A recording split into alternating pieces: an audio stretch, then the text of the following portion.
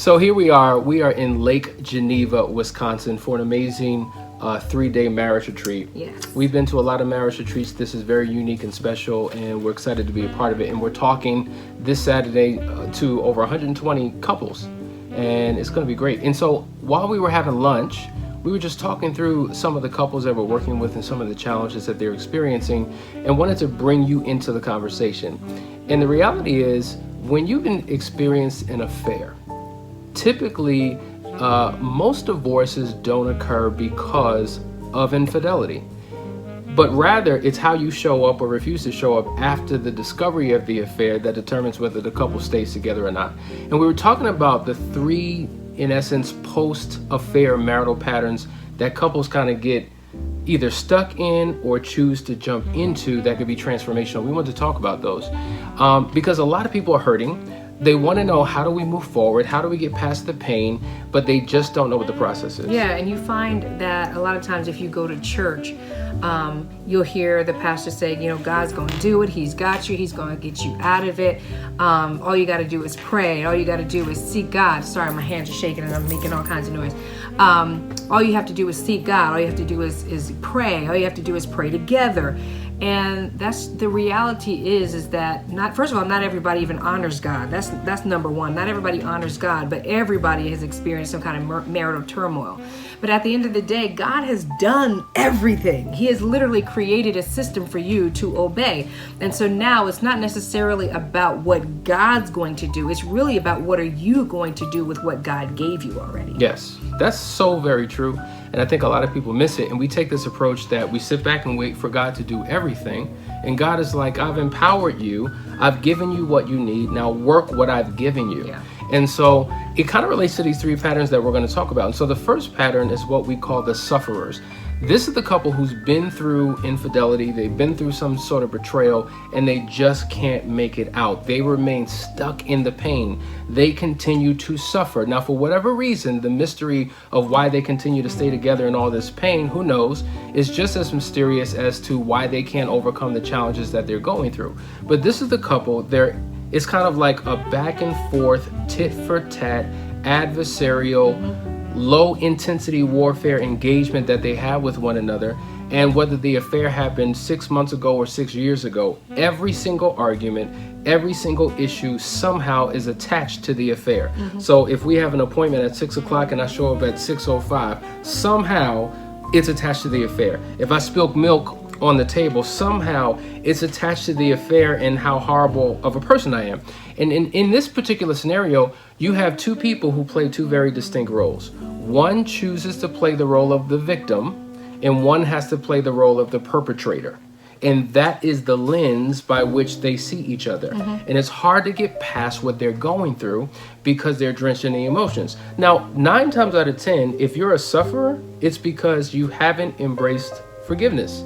And so when you refuse to forgive, you have this vengeful disposition where you're going to project the hurt on your partner that they caused you with the betrayal. Well, I think it goes a layer deeper with that as well, because a personality that has been steeped in the misery of an affair and has not really been given the proper tools to get out of it, they can begin to identify with their hurt and their pain. And so forgiveness means that you now have to let go of the hurt and the pain that you've identified with. So you did me wrong. You broke my heart. You destroyed our family. You destroyed our money. You've destroyed everything. And now that's what I identify with. I'm identifying with all this pain. And in order for me to forgive, I've got to cross this bridge and leave all that pain and all that blame and the identity associated with all that pain and that blame right over there. And a lot of people have a hard time with that, because who would they be without all that pain? Who would they be now if I actually had to forgive this person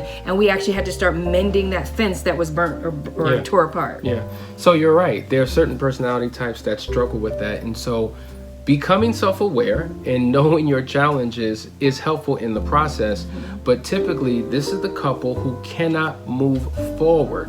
So they're stuck in that space. And we know many couples who literally, you have to understand, when you're in a stressful relationship and it's not healthy, not only is it not healthy in terms of what the relationship looks like, but it begins to impact your own body, your own health. Yeah. These are individuals who don't take the time to really self-care. they're not praying, they're not resting, they're not meditating, they're not exercising, they're not eating effectively. And so what's happening in the relationship literally begins to cause them to transform into something that, and think about it, that's not good.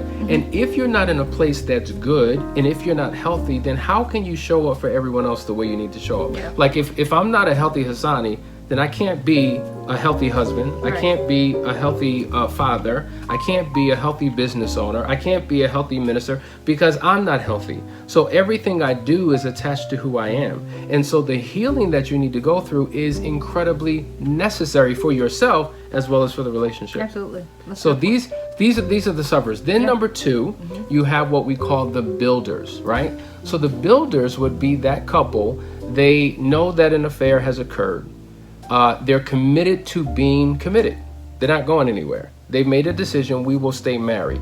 They'll read a book, they'll go to a seminar, they may do an intensive, but that's all they do. They don't do the work. So in essence, they think reading a book is the work. No, implementing what the book says, implementing what the counseling session says, implementing what you get in the intensive says, that is the work. And so therefore they remain stuck. So they become like two ships passing in the middle of the night. There's no connection. There's no anything. Yeah. This is a couple who they go half on bills, half on kids, half on life, but there's no intimacy. Yeah, and it's almost like a false forgiveness because you're really just moving forward. You're not dealing with the issues. You're not actually really unpacking all the stuff that happened, but you still got bills, you still have kids, you still have responsibilities, you have a house to take care of. You're connected by situations and circumstances, but there's nothing between the marriage. Nothing. And so it's sad because it's like from one point of view, this is a couple that is actually willing to stay together. Like they did not divorce. They did not call it quits on the outside. Externally, things still look good. When you see them in the street, they're still together. They're still smiling. They're still doing the things, but there's nothing going on here. Nothing. It's almost like they're public successes, but private failures. Like they'll put an image up into the entire world that everything's all good. On Facebook, you think they have the best relationship on the earth, but inside their home, behind closed doors, nothing. And so that's where I think a lot of couples are, and that's what we talk about when you go from being soulmates to roommates, just emotionally disconnected. And it's important that you do what's necessary to reconnect yourself. So no more infidelity, no more major conflict where you're fighting and fussing with each other. Yeah.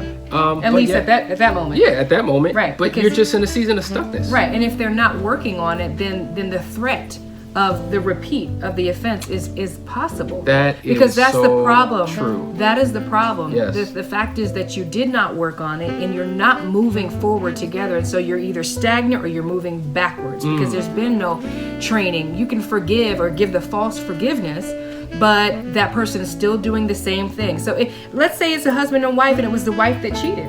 And he just decided, I forgive her. I'm going to forgive her. Divorce is not in my vocabulary.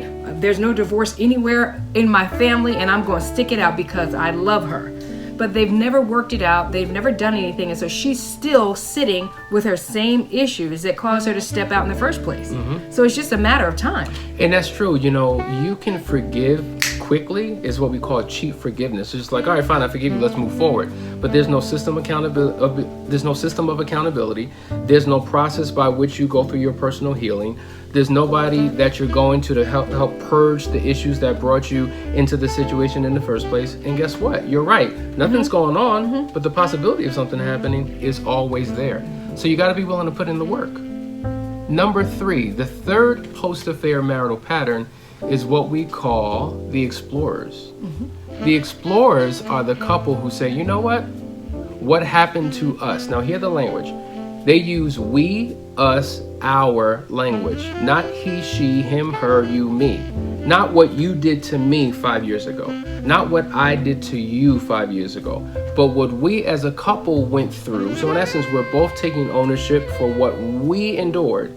And we've made a decision that what we have, the relationship as we know it, is dead. And guess what? We want it to be dead because the relationship was bad for so long that it led to the affair in the first place.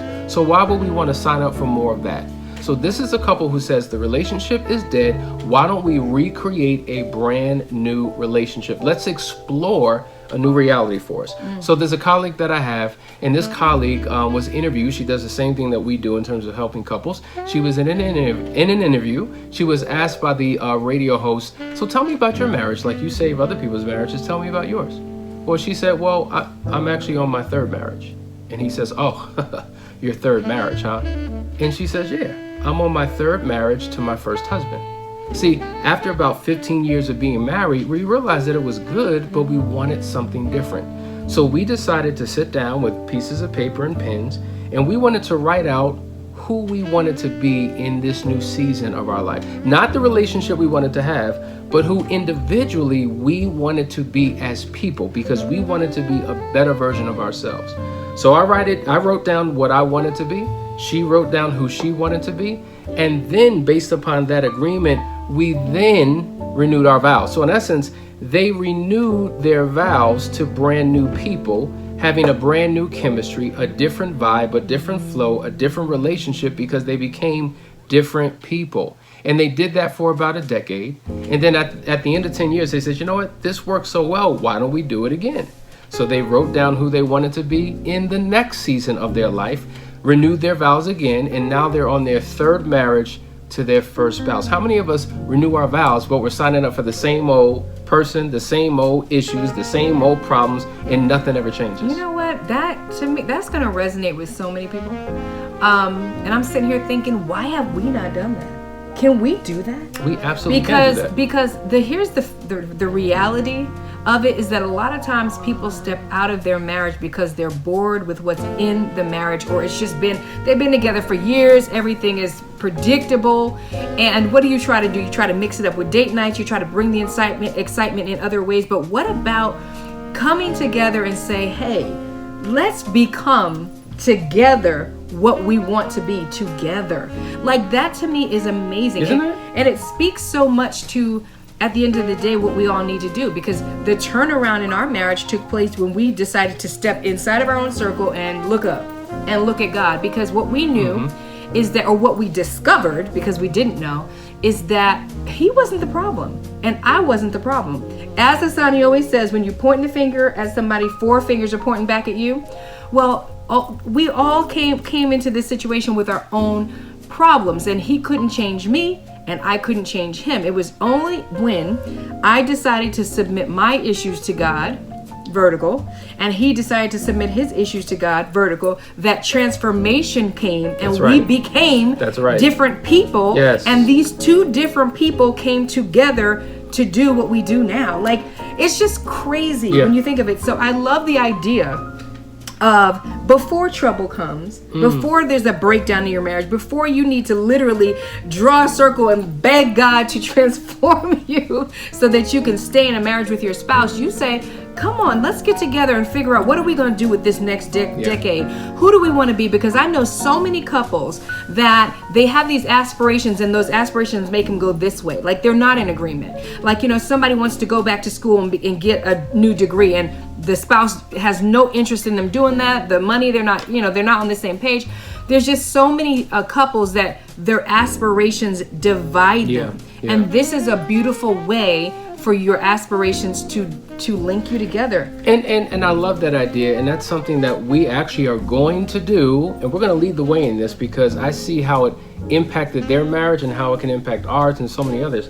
But what keeps us from embracing change a lot of times are our own fears, our own idiosyncrasies, our own biases, our own struggles that may stem back from previous relationships or from childhood. And so we step into marriage already frightened, already on guard, already not willing to do things different. But when you get comfortable with being uncomfortable, transformation can come, and you can explore a new reality that you've never had. And so I think that that's something that all couples should sit down and really talk through. Who do I want to be? Yeah. Like, people stop developing when they leave their home at 18. Think about it. I hear so many people say, well, this is the way my mama raised me, and this is what my dad instilled in me. Well, when did you stop living with your parents? 18. So how old are you now? 58. So for the last 40 years, you haven't grown, you haven't developed, you haven't changed, so you're still holding on to who you were when you were in your parents' home. That's a good point. So transformation has to be a reality. The one thing we know about change It's inevitable. Everything changes. I'd rather be on the side of intentionality with change than change by default, right? We all age, we all get older, we all go through changes in life that we really have nothing to do with. But what if you're intentional in your change?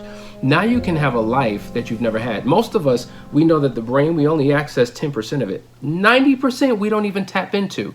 How much of your marriage, how much of your life have you not tapped into because you weren't intentional in going deeper? Oh, wow. That's deep. So I think that this is something that all of us should embrace. So now the question is, do you want to be a sufferer? Do you want to be a builder? Or do you want to be an explorer?